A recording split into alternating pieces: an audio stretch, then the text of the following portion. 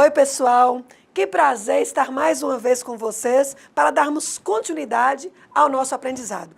Eu espero que esteja sendo muito proveitoso para vocês tudo o que nós estamos agregando nesse conhecimento a partir de agora.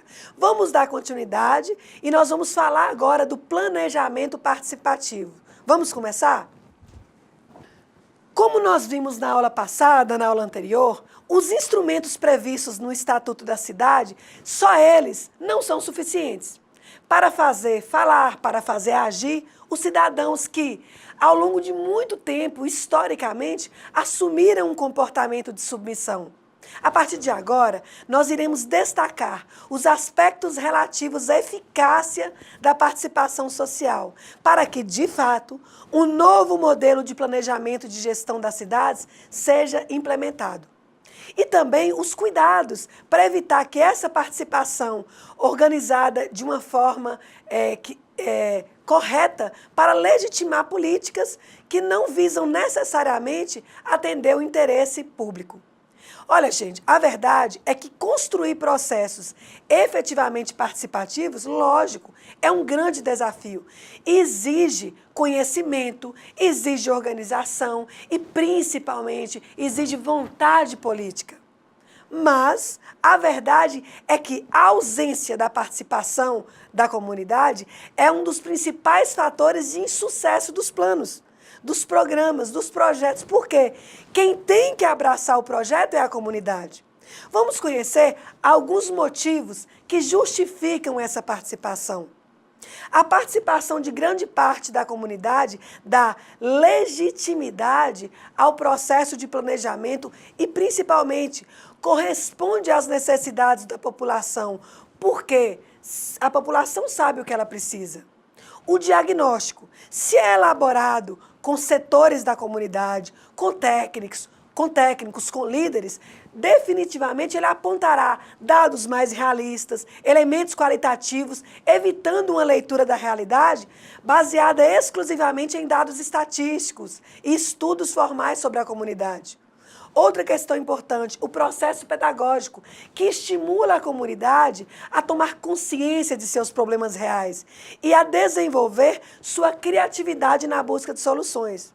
O produto final, gente, dessa forma, ele será um plano de metas mais adequado à realidade concreta, mais adequado às pessoas e que, se mudar, se ocorrer alguma mudança, será mais fácil alcançar o que se pretende na cidade, no município. Há a questão também de que essas ações fortalecem as forças favoráveis às mudanças, porque as pessoas querem mudar. Canaliza conflitos de interesses com predomínio dos interesses dos maiores, diminui o risco de descontinuidade. E isso é o que prejudica muito o processo de planejamento do Brasil, porque as coisas param.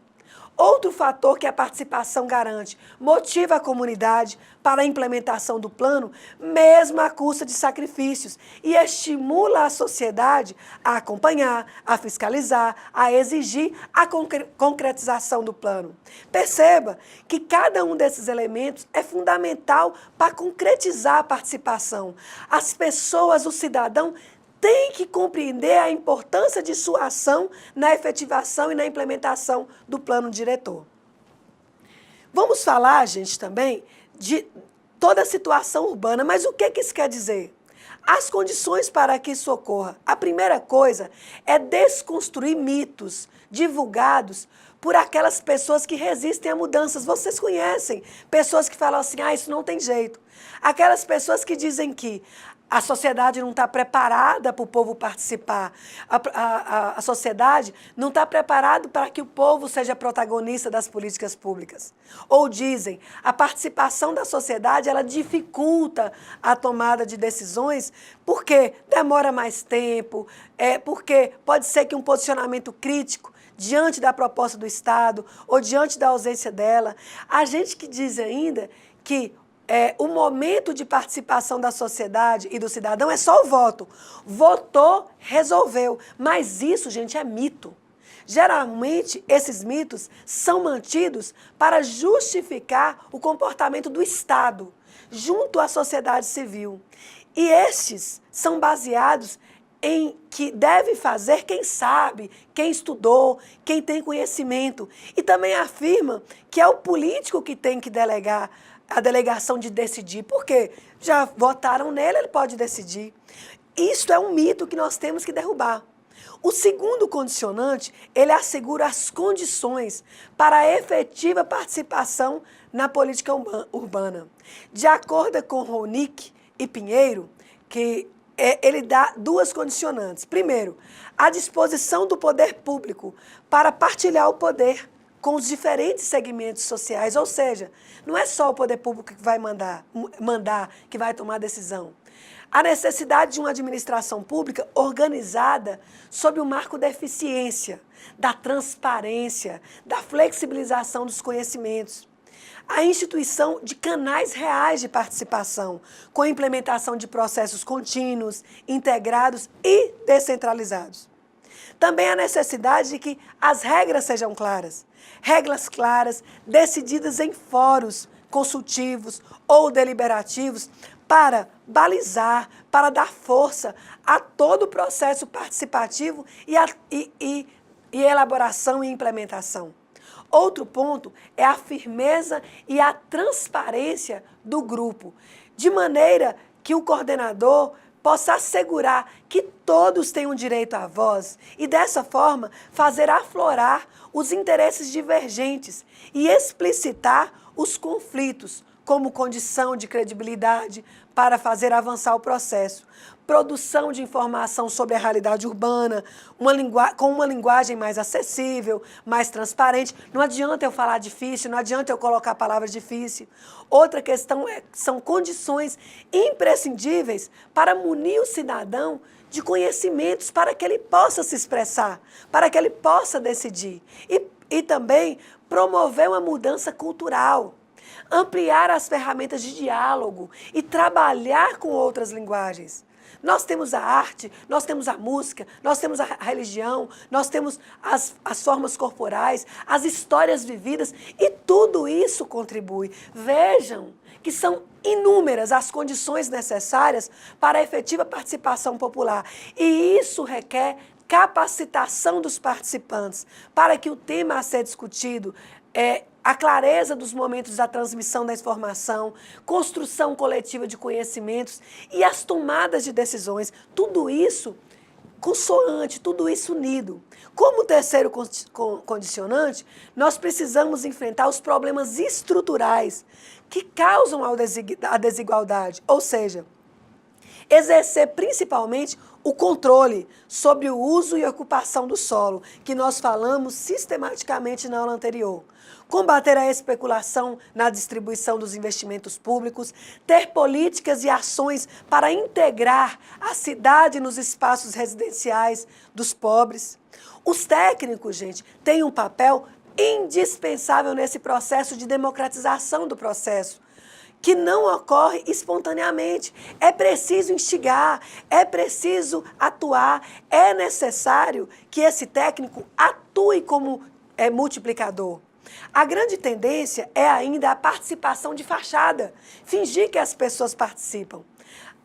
E isso visa somente angariar, fazer de conta, angariar legitimidade políticas, dizer que fez. Então, futuros especialistas em gestão pública municipal, como que nós podemos, como que você pode, como que nós, enquanto estudiosos, podemos instigar essas novas práticas de gestão no nosso município?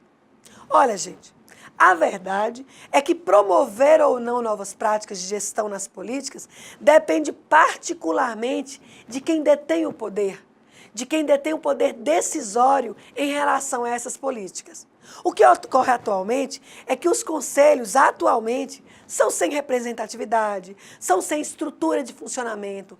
As audiências e debates são realizados em horários e locais de difícil acesso, sem divulgação, com grandes limites de contraposições. Por exemplo, quando foi que você foi em uma reunião de um conselho de sua cidade, seja municipal, seja de educação, seja de desenvolvimento social? Se você não foi, por que você não foi? Os projetos são apresentados em uma linguagem complexa, extremamente técnica, ou se utilizam todas as técnicas de comunicação só para vender. Olha, isso aqui é bom demais, isso aqui vai mudar a vida. E o fato é que promover novas práticas, de fato democráticos, implica em transmitir conhecimento, estimular o envolvimento e a formação de novas lideranças, possibilitar parcerias e, finalmente, delegar poder e promover o controle social com autonomia, com independência, no pensar, no agir. E isso é um desafio tremendo. É dar ao outro a oportunidade e a opção de pensar e de criticar positiva ou negativamente. Vamos dando mais um passo no nosso processo tão gostoso que é aprender. Nós vamos falar especificamente agora do plano, do que contém, da elaboração, mesmo porque essa é uma das etapas muito importantes da nossa disciplina. O plano diretor, vamos falar da elaboração, da implementação e, para começar, nós vamos questionar o que é o plano diretor, para que ele serve. Gente, a expressão plano diretor, ele começou a ser utilizado na década de 30, quando o arquiteto Agache elaborou um plano para a cidade do Rio de Janeiro. Contudo, até hoje, nós não temos um consenso, uma única forma, nos meios técnicos e acadêmicos, para conceituar plano diretor. De um modo simplificado, mais simples, nós podemos dizer que é o planejamento urbano no país e é expresso por meio de duas vertentes: as normas e os planos. As normas são expressas nas denominadas leis urbanísticas. Em particular, nós já falamos, lei de parcelamento e na lei de uso e ocupação do solo.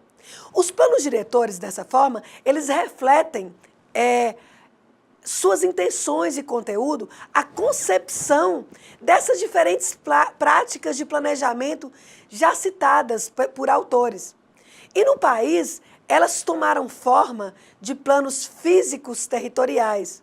Plano Diretor de Desenvolvimento Integrado, que é o PDDI, o Plano Diretor de Desenvolvimento Urbano, que é o PDDU, e o Plano Estratégico e, mais recentemente, Planos Diretores Participativos, que é o PDP.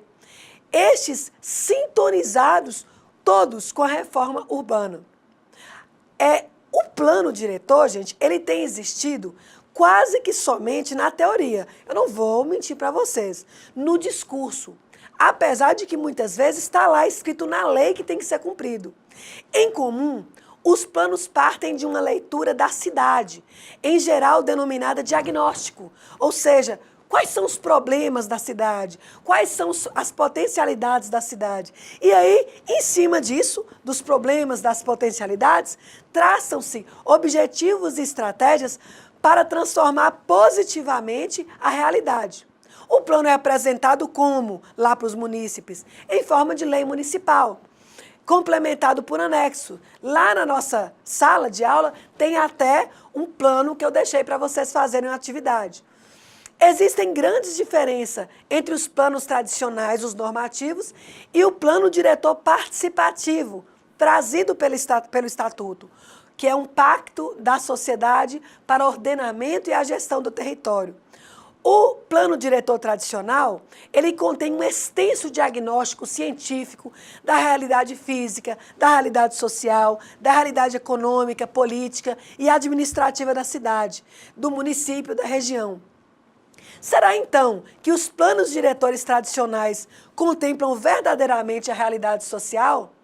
Olha, na sua maioria, não contemplam, pois eles não apresentam os mecanismos para enfrentar, de fato, os problemas que afetam grande parte da população, aquela enorme parcela que é forçada a viver à margem das leis urbanísticas.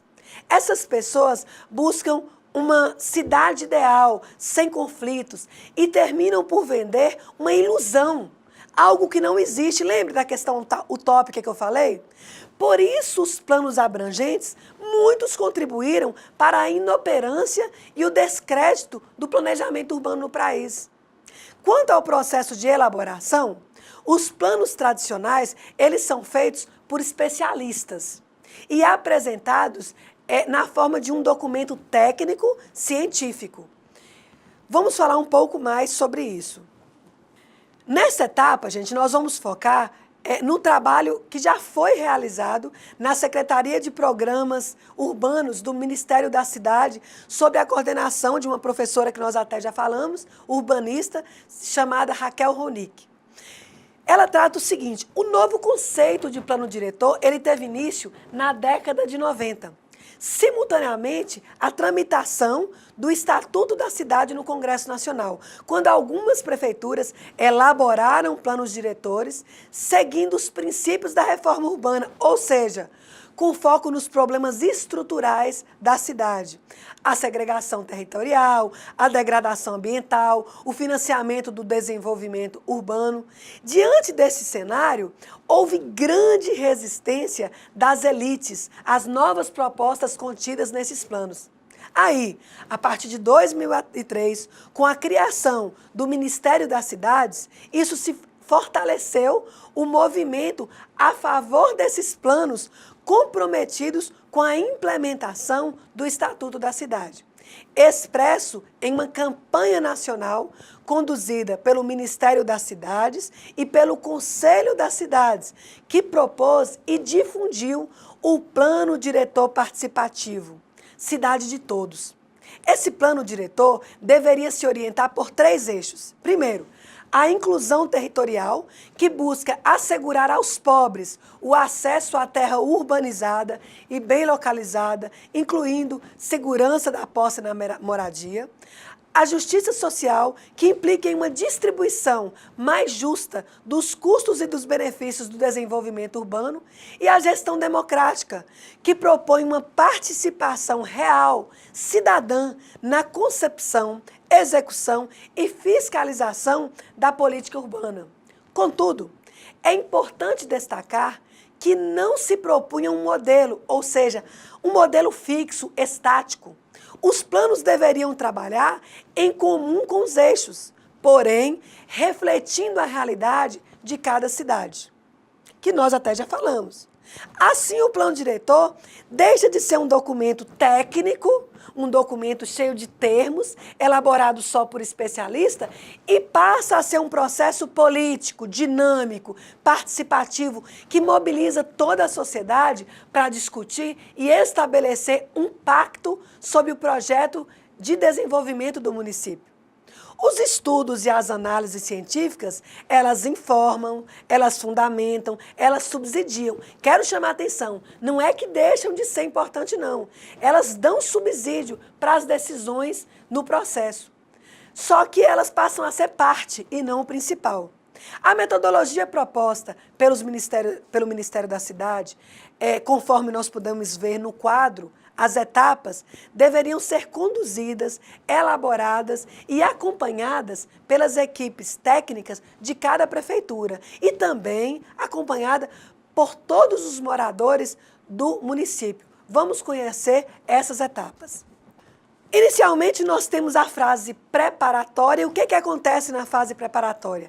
A constituição do núcleo gestor, ou seja, a equipe que vai coordenar a preparação do processo técnico e participativo. Aí nós temos também o lançamento e a divulgação, a capacitação de gestores técnicos e da sociedade civil. Temos a elaboração propriamente do plano, onde nós iremos formular estratégias, definir os instrumentos, ou seja, a cidade que queremos, construir o pacto e o projeto de lei para a cidade viável.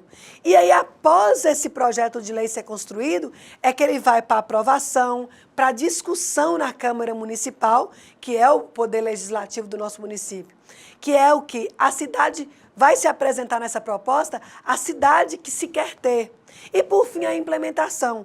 Nessa fase, nós temos a implementação de projetos e de ações, a cidade em transformação.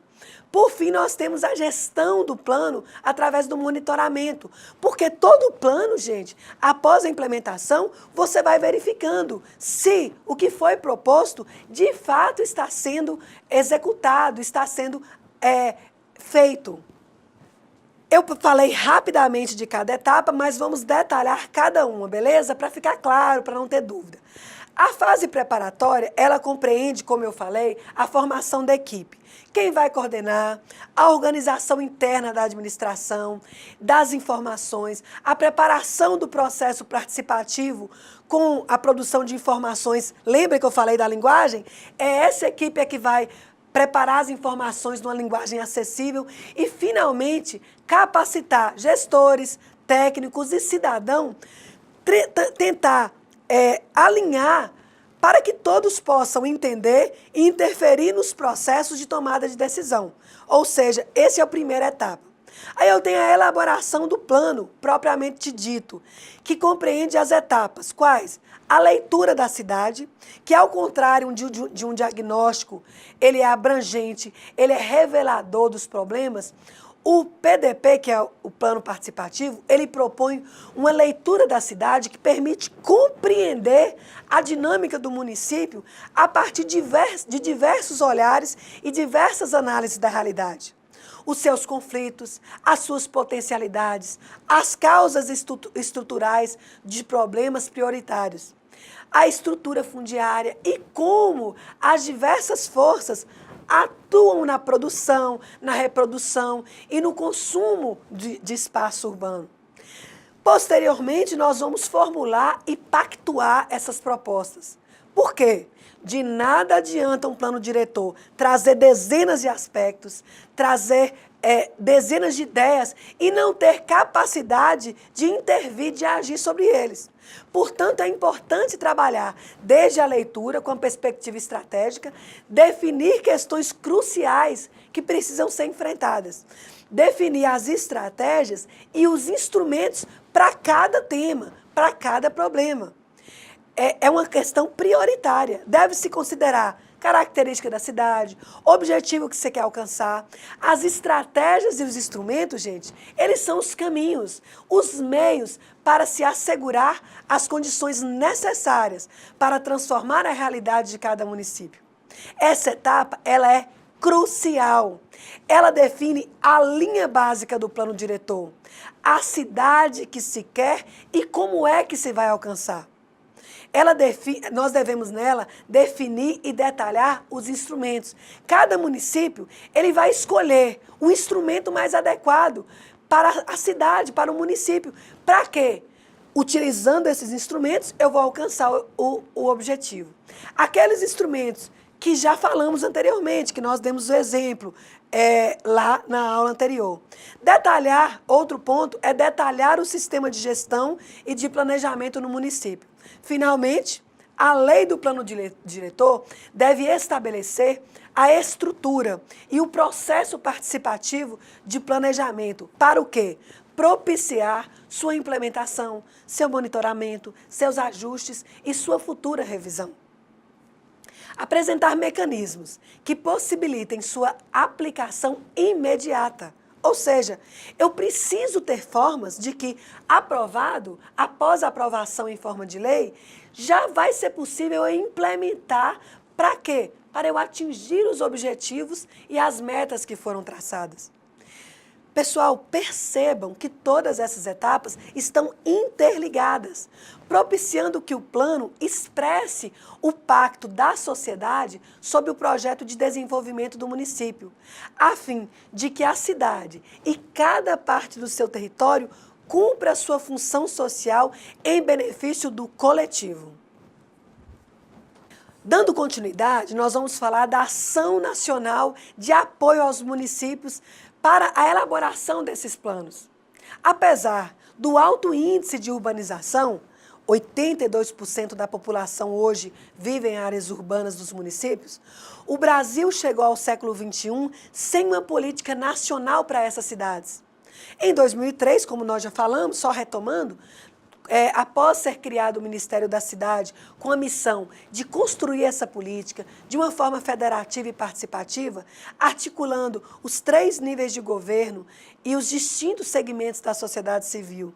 Nesse mesmo ano, foi realizada a primeira Conferência das Cidades, que mobilizou 320 mil pessoas de 3.457 municípios e elegeu 2.510 delegados e o primeiro Conselho das Cidades, o Concidades. Isso integra o Ministério, os setores de habitação, de saneamento ambiental, de mobilidade urbana, de ordenamento territorial, com o objetivo de assegurar a todos os direitos à cidade, de assegurar a todos os cidadãos aquilo que está escrito na Constituição. O desafio é estruturar nacionalmente o planejamento territorial urbano e a política de gestão do solo na direção apontada pela Constituição e pelo Estatuto. Aí, gente, ficou a cargo da nova Secretaria Nacional de Programas Urbanos, ou seja, coube a essa secretaria fazer chegar a todos os municípios, gestores de sociedade, o conhecimento do Estatuto e do Plano Diretor e mais, a sua potencialidade como instrumento de construção de novas práticas democráticas e participativas, de planejamento, de democracia, de gestão do território. Apesar de ter sido estabelecida nessa primeira Conferência das Cidades, as diretrizes para enfrentar esses desafios foram imensos. Como eu já falei, tudo que envolve muita gente é complicado. A maioria dos municípios que tinha a obrigação de elaborar o plano até dezembro de 2006 sequer conhecia o Estatuto e não possuía prática nenhuma de planejamento e gestão territorial, muito menos participação da população. Em muitos deles, somava-se a falta de informação sobre a realidade local, sobre a fragilidade das equipes técnicas. E aí, como complicador, o conteúdo do Estatuto da Cidade é complexo, é inovador e introduzia temas polêmicos na dinâmica das cidades. Os seus instrumentos tratam de matérias tributárias, de matérias urbanísticas, políticas e jurídicas que dificultam sua compreensão pelos técnicos municipais, pelos profissionais da área e pelos cidadãos. Outro desafio foi vencer a descrença generalizada nos efeitos do planejamento. Muita gente achava que era balela, pela tradicional desconexão entre a cidade planejada, a cidade real e aquela cidade irreal, aquela cidade pobre, entre os planos e as práticas cotidianas da prefeitura. E, principalmente, preparar prefeituras para tratar interesses conflitantes e enfrentar a resistência dos setores tradicionalmente beneficiadas por nosso modelo excludente de urbanização, aquele que beneficiava apenas algumas pessoas. E aí, gente, frente aos desafios de estruturar nacionalmente o planejamento territorial, a equipe do Ministério se coloca diante de algumas questões. Por exemplo, como é que nós vamos transformar a obrigatoriedade determinada pelo Estatuto em oportunidade para construir cidades mais justas, democráticas, com melhor qualidade de vida para todos? Como é que nós vamos fazer isso? Como fazer chegar o conhecimento desses novos instrumentos para que fossem compreendidos, para que fossem debatidos pelos diversos segmentos da cidade? Outra questão, como, gente, tornar o processo de elaboração desses planos em arenas democráticas que possibilitem a negociação e a pactuação de projetos de cidade e de desenvolvimento urbano? Como chegar a cada município, respeitando sua diversidade, sua competência de ordenamento, o seu território, que foi já delegado na Constituição? Houve a preocupação de evitar o que ocorreu na década de 70. Vocês lembram que eu falei, olha, houve um período que era obrigado o planejamento que estava ligado à questão dos recursos. Por quê? Porque aquele momento aqui transformou-se em um festival de planos diretores, elaborados por atacado, vendidos por consultores e administradores inexperientes ou coniventes. Mesmo os planos seriamente elaborados se limitavam a estabelecer padrões de uso e ocupação do solo para uma cidade ideal, não enfrentando os reais problemas das nossas cidades: a irregularidade, a desigualdade, a insustentabilidade. Considerando a data limite de outubro de 2006, houve pouco mais de 2 anos para passar todo o conteúdo para cada município elaborar o plano participativo. Foi preciso mobilizar todas as forças do país, comprometida com princípios da reforma urbana, e sensibilizar as instituições de todos os estados que atuam junto aos municípios, aos gestores, à sociedade civil organizada. 2 estratégias foram adotadas. A primeira oferecia apoio técnico e financeiro para a elaboração dos planos diretores.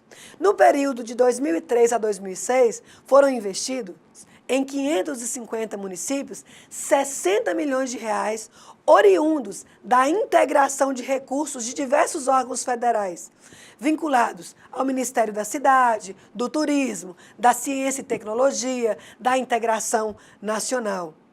A segunda estratégia foi a de difusão da nova concepção de plano diretor participativo e se concretizou em diversas atividades, de diversas formas. Por exemplo, produção de referência metodológica, formação de um cadastro de profissionais e de todos os estados. Profissionais esses com experiência na capacitação e na elaboração de um planejamento participativo, construção de um banco de dados com experiência no processo de elaboração do plano, exatamente para trocar essas experiências. A alimentação da rede do plano diretor, que alcançou mais de 20 mil endereços eletrônicos para troca de informações e discussões do que estava acontecendo no país. Construção de uma página virtual durante a campanha, para que as pessoas buscassem informação, se atualizassem. A campanha teve como público-alvo os agentes multiplicadores dos núcleos estaduais e os 1.683 municípios que eram obrigados a ter o plano diretor. A composição dos núcleos refletiu a capacidade de articulação e organização em cada estado. Em menos de 2 anos de campanha, foram realizadas 387 oficinas que sensibilizaram mais de 21 pessoas de 1.349 municípios. As primeiras 45 oficinas foram realizadas pelo Ministério das Cidades para a formação de multiplicadores, ou seja, pessoas que fossem multiplicar esse conhecimento. As demais foram realizadas diretamente pelos núcleos, muitos dos quais produziam material pedagógico e de comunicação específicos para a sua região. Foi intensa a adesão e a participação dos segmentos relacionados à reforma urbana. A campanha e os processos de colaboração dos planos também foi muito importante. Os movimentos populares por moradia integram a coordenação nacional e a maioria dos núcleos estaduais e estiveram à frente da construção das resoluções do Concidades. Alguns, atualmente, ainda participam ativamente da elaboração dos planos municipais ou em ações para assegurar a participação popular e o conteúdo redistributivo que deve existir no plano diretor. Vamos demonstrar agora um panorama dos planos diretores municipais do Brasil. Como resultado, pessoal, surpreendente, até fevereiro de 2007, em quase 89% dos municípios obrigatórios, os planos já haviam sido aprovados ou estavam nas câmaras municipais em fase de elaboração ou revisão. Esse resultado foi obtido em uma pesquisa realizada pelo Conselho Federal de Engenharia e Arquitetura, o CONFEA, juntamente com o Ministério das Cidades, em 1.553 municípios, obrigatórios, identificando os processos e os conteúdos dos planos realizados. Em nosso material, vocês poderão observar, em termos quantitativos, os resultados dessa ação. E eu convido cada um de vocês a olhar. Acompanhar esse processo, gente, é uma meta das entidades que constituem, que compõem o Fórum Nacional de Reforma Urbana. E é um bom tema para pesquisadores, para estudiosos, para especialistas das cidades e da inclusão social. Para isso, foi constituída em dezembro de 2007 uma rede de avaliação e capacitação para a implementação dos planos diretores participativos, com foco no acesso à terra urbanizada e bem localizada para todos. Visa ainda a capacitação dos agentes do poder público e da sociedade civil para a implementação dos planos e para o fortalecimento da gestão municipal participativa. Percebam que o planejamento voltou à pauta das administrações, caracterizando um grande avanço. Você concorda com isso? Você percebeu isso? Pouco se falava, então isso é algo importante a ser dito nos municípios. Cresce a participação da sociedade nos processos de planejamento e gestão. Cada vez mais o modelo contido nos planos tradicionais, cuja maior característica é a de reforçar a dualidade e a injustiça na distribuição do território das cidades, se torna obsoleto e separado.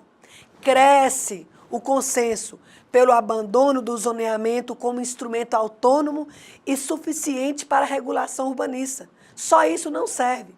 Outros elementos têm mostrado a imensidão dos riscos e a precariedade das novas conquistas, a dificuldade da população em compreender e se apropriar das novas regras explícitas e implícitas, a rapidez dos poderosos no mercado imobiliário em reagir a essas regras, além do aumento das desigualdades sociais por questões que fogem à alçada só do município, que são outras questões a mais. Continuando esse processo, vamos falar da avaliação, porque um plano ele tem que ser avaliado. Como vimos, gente, a grande maioria dos municípios, com mais de 20 mil habitantes, ou integrantes das regiões, aqueles que são obrigados a trabalhar o plano diretor, nesses municípios estão concentrados a maior parte da população e também a maior parte dos problemas brasileiros. Eles têm pela frente o grande desafio de transformar a lei aprovada em ações concretas, em cidades inclusivas e democráticas. Essa transformação dependerá fundamentalmente do conteúdo da lei, da vontade política, da reorganização interna, da administração para a sua aplicação e gestão. Queremos, com tudo isso que nós estamos falando, instigar você a avaliar o plano diretor do seu município. Primeiro, quanto ao potencial de que tudo o que está lá seja aplicado, para que você possa identificar os limites desse plano, apontar as condições mínimas de reorganização da prefeitura, que propiciem uma gestão integrada e participativa. Temos que ter em interesse o seguinte: a avaliação é parte essencial. O primeiro passo para a avaliação é sabermos se o plano diretor foi elaborado e se está aprovado, segundo as diretrizes contidas lá no Estatuto da Cidade, tanto em relação ao processo participativo de elaboração, quanto ao seu conteúdo. O segundo passo é verificar se o plano identificou, definiu as estratégias e os meios para enfrentar os problemas estruturais, a cidade, suas causas. A que setores da cidade, o plano, da sociedade, o plano atende? Ele detalhou instrumentos para aplicação imediata ou ele se limita só a algumas diretrizes? O plano estabelece como será a aplicação e a gestão de tudo o que está escrito? Essa análise ela é importante porque muito dos instrumentos contidos no Estatuto da Cidade e que possibilitam que a cidade e a propriedade cumpram sua função social só podem ser aplicados se tiverem descritos e delimitados no plano diretor. É também importante analisar se há coerência entre os objetivos e as estratégias e os instrumentos previstos para alcançar. É um respaldo legal indispensável para a concretização dos objetivos, pois é isso que possibilita transformar e executar o plano diretor aplicado na realidade de cada município. A análise do conteúdo do plano, ele pode resultar ainda em 4 situações. Primeiro, o município ainda não elaborou ou não concluiu seu plano. O plano não contempla as diretrizes da cidade. O município elaborou o plano, mas ele depende, para a sua aplicação, do detalhamento de outras leis, de regulamentação, dos instrumentos e ainda, por último, o plano é auto-aplicável. Temos que lembrar que apenas os planos auto-aplicáveis, ou seja, aqueles que detalham os instrumentos e as regras de uso e ocupação e que definem investimentos, podem ser implementados imediatamente. Os demais exigirão, por sua complementação ou transformação, um grande esforço da sociedade local, particularmente dos setores comprometidos com a reforma. Assim, se o município ainda não elaborou ou concluiu seu plano, a grande tarefa é mobilizar forças dentro e fora da administração municipal, para incluir no seu texto os instrumentos da forma mais completa possível para que o plano se torne auto-aplicável logo após a sua aprovação, ou seja, ele possa ser implementado. Se o plano já foi aprovado, mas não atende às diretrizes do Estatuto da Cidade, é preciso iniciar um processo de revisão e elaborar um novo projeto substitutivo. Se o plano já foi aprovado e está incompleto, é necessário elaborar a regulamentação, efetuar a complementação necessária para que ele se torne aplicável e começar a preparar emendas substitutivas para os instrumentos indispensáveis que não foram contemplados. Se o plano é auto-aplicável, aí pronto.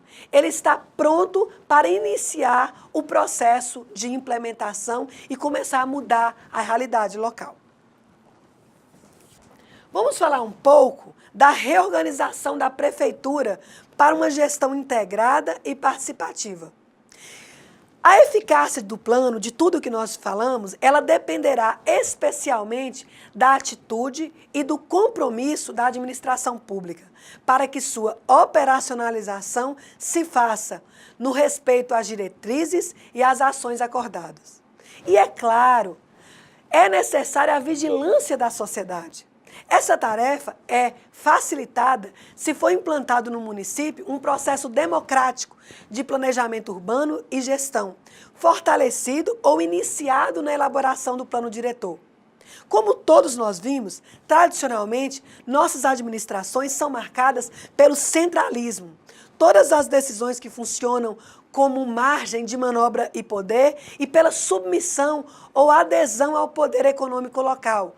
Por exemplo, uma elite econômica, propriedades e empreendedores imobiliários, empresários do setor. Estes são detentores dos meios de comunicação que se beneficiam das ações, das leis, dos investimentos públicos e ocupa, por meio de seus quadros, funções permanentes e estratégicas na burocracia das administrações. A Lei de Responsabilidade Fiscal impôs um novo Código de Conduta do Administrador Público e, juntamente com o Estatuto da Cidade, tornou o controle social um requisito obrigatório no planejamento de leis orçamentárias, trazendo o desafio de democratizar a gestão pública. Por outro lado, a democratização do país também fortaleceu a organização dos moradores de vilas, de favelas, que passaram a exigir o reconhecimento dos direitos, a permanência e a posse das horas ocupadas, também o acesso a novas moradias, ao saneamento, ao transporte público. Outro ponto importante a ser dito é a importância da capacitação da equipe interna para a implementação do plano, que podem contribuir para romper com essa visão tecnocrática e incorporar uma visão política e participativa da reforma urbana. Assim, pessoal, o trabalho começa por onde? Pela organização e distribuição de responsabilidades na sua implementação. A saber, por exemplo, definição do cargo e equipe de coordenação, definir quem são os responsáveis políticos e técnicos, a participação de servidores de diferentes áreas que farão a ponte com as políticas e ações setoriais. A equipe responsável por operacionalizar o plano dentro da prefeitura, a equipe de avaliação da implementação lá na comunidade, com articulação também nas ações do território. Por exemplo, as áreas da cidade com carência de infraestrutura e de serviços são as mesmas onde se concentram baixas rendas, a submoradia, os maiores problemas sociais. Então, é necessário que haja uma visão diferente. Outro problema é a montagem ou atualização de um sistema de informações. Qualquer processo de implementação e de acompanhamento de políticas exige informações atualizadas e principalmente confiáveis, por mais simples que seja a forma como essas são organizadas. Não precisa ser algo muito complexo, mas é preciso ser confiável. Esse conjunto de dados alimentará o segundo passo, que é a produção de análise e resultados do monitoramento do plano e do orçamento municipal, para subsidiar o processo coletivo de avaliação e correção de rumos. Para facilitar o acompanhamento pelos conselhos e pela comunidade em geral, é interessante que as informações sejam organizadas por temas definidos no plano e também sejam sistematizadas para cada parte do município. É interessante também lembrar que, se por um lado o plano diretor gera despesas, por outro, ele pode vir a gerar receitas oriundas de serviços prestados, da gestão da valorização imobiliária, do combate à especulação, das arrecadações que nós falamos, para que o orçamento se torne também um instrumento de implementação do plano. É necessário abrir a caixa preta, ou seja, é indispensável explicitar a todos o seu conteúdo, mudar sua estrutura, classificar as despesas segundo os programas e as ações priorizados no plano. Mencionar nas receitas os recursos oriundos dos novos instrumentos, criar rubricas no orçamento relativa aos fundos de habitação ou de desenvolvimento urbano, se foram criados no município. No orçamento municipal, é preciso tomar cuidado ainda para que os demais investimentos do governo estejam em consonância com o plano diretor. Por exemplo, se nele está delimitada uma área para a preservação, não pode haver previsão de recursos para a abertura de uma via, de uma atividade, de uma construção que possa induzir a existência de pessoas naquela área. Tem que ter uma comunicação, uma previsão da relação do município com os demais entes federativos. Vamos falar da regulação dos instrumentos e da revisão da legislação urbanística. No caso ideal dos planos diretores auto-aplicáveis, os temas conflitantes da cidade já foram tratados e pactuados e já contém regras e os instrumentos de política urbana para sua aplicação. Isso é, já definem o uso, já definem o tamanho dos lotes, delimitam e estabelecem regras para a cobrança do IPTU progressivo, do solo criado, aquilo que já falamos. Nesse caso, a regulamentação complementar tende a ser desenvolvida sem grandes problemas. Contudo, a grande maioria dos planos diretores, infelizmente, não se caracteriza como auto-aplicável, deixando para a legislação complementar questões mais polêmicas, mais difíceis, tais como definição do uso e da ocupação do solo, a regulamentação dos lotes e dos instrumentos de política urbana. Aí, por razões diversas, como o tempo pequeno, a falta de informações suficientes, falta de acordo na construção do pacto ou mesmo temor de contrariar grandes interesses fundiários, pessoas ricas. Nesse caso, o processo de regulamentação deve estabelecer um momento para se enfrentar e pactuar os grandes temas da função social da cidade e da propriedade. E deve dar continuidade ao processo participativo de elaboração do plano diretor, com discussões nas escalas do município, regional e local. Logo, é necessário estar atento para que o processo de produção da legislação complementar não torne inócuo, não torne sem validade os princípios ou as diretrizes do plano diretor, especialmente naqueles aspectos que promovam a efetiva função social da cidade ou mesmo da propriedade. Logo, gente, é necessário estar atento para que o processo de produção na legislação complementar não reduza, não torne inócuo tudo aquilo que já foi dito no plano diretor, especialmente naqueles aspectos que promovam a efetiva função social ou da propriedade. Diante dessa realidade, existe uma grande tendência de voltar à prática tradicional das leis antigas, de parcelamento e zoneamento, com seus limites e aproveitamentos, taxa de ocupação, propostos, só como um assunto técnico. Para uma cidade ideal, que só atendem e protegem aquela parcela que nós já falamos, uma parcela privilegiada. E aí, o que acontece? As estratégias de mercado, investidores imobiliários, todos têm interesse nessa forma. Portanto, a proposta é priorizar ações estratégicas e definidas no plano, concentrando a regulamentação nos instrumentos mais apropriados para que isso não ocorra. Por exemplo, regulamentar e detalhar o que falta para implementar as leis. Definir os terrenos, as condições onde incidirá a edificação e urbanização compulsória ou direito de preferência.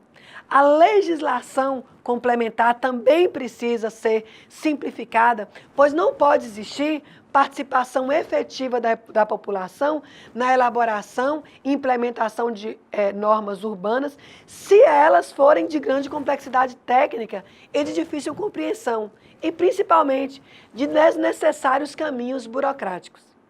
A implementação do plano decorre de várias administrações e, portanto, deve ter no seu horizonte a continuidade administrativa.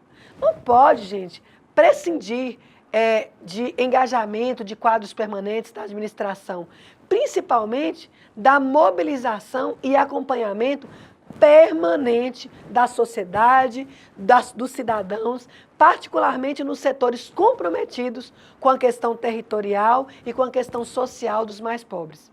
Segundo o Estatuto, os planos diretores devem ser revistos, no máximo, a cada 10 anos, até porque as coisas mudam, as cidades mudam, os municípios mudam e o plano tem que ser readaptado. A gestão do plano se funde com a gestão da cidade. O Concidades recomenda a instituição de conselhos da cidade ou outro conselho municipal de política urbana e das conferências municipais como os principais canais de deliberação sobre a política urbana e de monitoramento do plano diretor.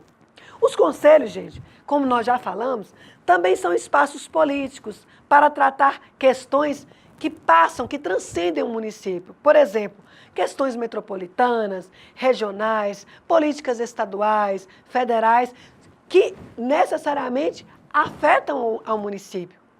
O bom funcionamento dos conselhos depende da representatividade dos seus componentes, de regras claras, de deliberação, de estrutura de funcionamento e, como vimos, do acesso regular a informações confiáveis, atualizadas e em linguagem acessível.